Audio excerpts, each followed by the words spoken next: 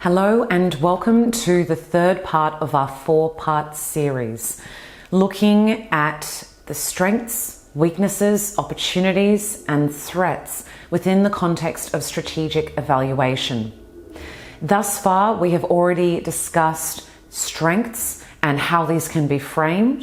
We've also just discussed weaknesses or areas for improvement. And now we have the time to discuss opportunities.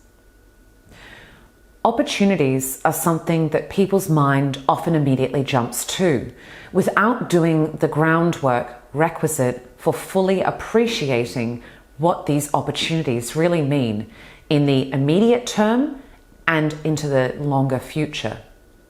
So take that time to really plan, to think, and to evaluate about what strengths and areas for improvement or weaknesses are relevant to that particular opportunity, and how is it that they can be harnessed to amplify the impact of that opportunity. Opportunities are certainly something that can transform rapidly. They can snowball to a place that you had never anticipated. They can turn in from a few viewers to thousands or millions. And with the opportunities that we all have in terms of technology and communication, we know that we are not now one-to-one. We can certainly be one-to-many. And by many, that is anyone who has a device with an internet connection who can watch and consume that particular information. So what does this do then to our mentality around communication and around opportunities? Well, it really comes down to scale and the globalization of opportunities. I've studied ancient history, anthropology, sociology, and social theories. And what's very interesting is that opportunities certainly have a history themselves. Opportunities in the 16th century France would look very different from opportunities in the 21st century. And opportunities from the 5th century BC would look significantly different from opportunities in the current times. What's interesting is to consider, though, what the variables are, but what are the constants? And what are the constants? Well, that's humans, that's us.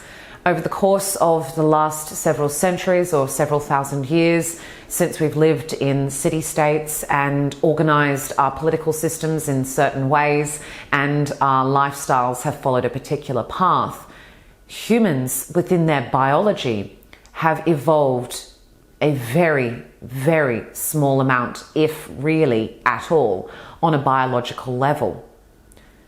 What has evolved in certain instances is our conscious awareness and our ability to approach certain topics, certain tasks, and certain ways of communicating. One of the critical variables within this has been the invention of technology and what we define as technology. Several hundred years ago, technology could be the improvement of a design in a mill, or of the design of a wheel, or of practical objects that are used frequently and that have a design that by today's standards would seem quite simple.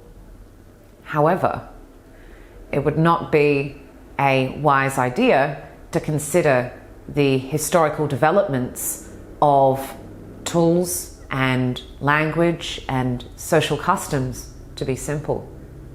At times, they're far more sophisticated than the cultures that are developing now and that we're observing in our day-to-day interactions. I would say linguistically, particularly in the English language, its sophistication and complexity is decreasing on the whole.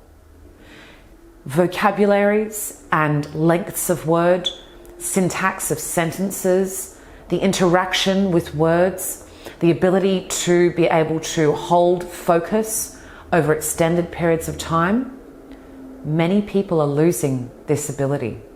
What is happening, therefore, is a degradation of language. Now, language in itself is a living thing. So, of course, an evolution of it doesn't necessarily mean a lessening of its quality.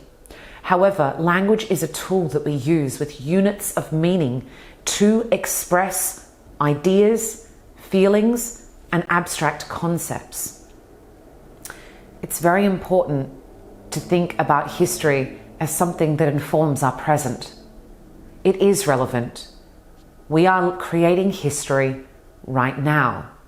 We are living in a world that has been created by the people that have moved prior to us within it.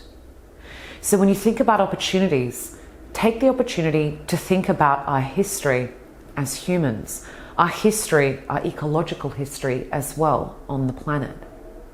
So opportunities are abundant. Fortunately, many people have access to them, but most certainly not everybody living on this earth at this point in time. Opportunities can come in many forms. It could come in the form of relationship building with a whole range of different people.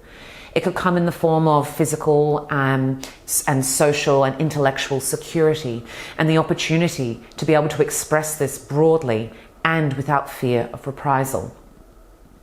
Opportunities can come in the form of rest and rejuvenation, or even the acquisition of physical objects or financial positions.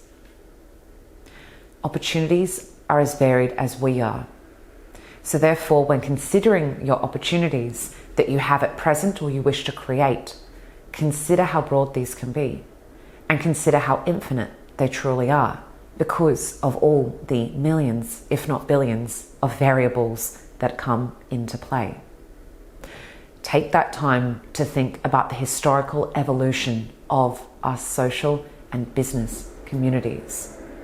It's incredibly important to consider where it is you've come from, to think about where it is you wish to go. Opportunities to read through information which can be highly beneficial for you are everywhere.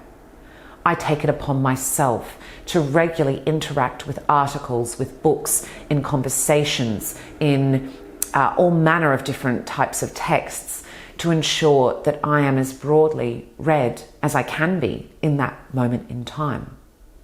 That will be a never-ending process for myself, and of course I've made a commitment to being a lifelong learner.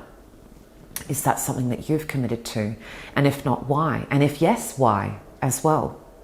So when thinking about your opportunities, think broadly, think deeply, and consider the room for change. Consider who it is you want to bring on the journey with you. Because ultimately, in most instances, that's what brings true joy and lasting impact to that particular interaction. As always, I look forward to reading your comments below. What are some opportunities that you have been able to identify and then collaborate on or contribute to and enjoy the fruits of that labor? As always, I wish you all the best and every success. Take care. Thank you for joining us to uplevel your business, skills, and knowledge. Click the links below and subscribe to the Clarified Solutions social media platforms to receive regular updates. Weekly resources will be provided along with gifts to assist you in your journey in upleveling your business expertise and confidence. We look forward to continuing to support you in your journey as you become the leaders and the business experts you wish to be.